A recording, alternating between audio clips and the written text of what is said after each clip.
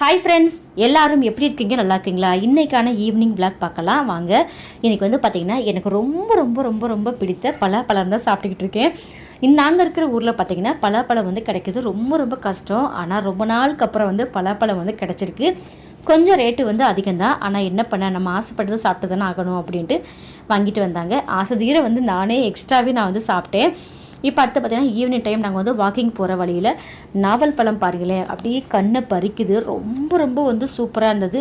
ரொம்பவும் துவப்பு இல்லாமல் பாருங்களேன், அப்படியே கொத்து கொத்தாக வந்து காய்க்குது. யாருக்கெல்லாம் பார்த்தீங்கன்னா நவாப்பழம் பிடிக்குன்ட்டு மறக்காமல் கீழே கமெண்டில் சொல்லுங்கள். நான் இந்த வீடியோவில் பலாப்பழம் அண்டு நாவல் பழம் இது ரெண்டில் உங்களுக்கு எந்த பழம் பிடிக்குன்ட்டு கீழே கமெண்டில் சொல்ல மறந்துடாதீங்க. நவாப்பழம் பார்த்தீங்கன்னா சாப்பிட்டுட்டு கொஞ்சம் வந்து வீட்டுக்கு எடுத்துகிட்டு வந்துட்டோம். இப்போ வந்து பார்த்திங்கன்னா குட்டீஸ் 2 பேரையும் பார்க்கு தான் வந்து கூட்டிகிட்டு வந்துருந்தேன்.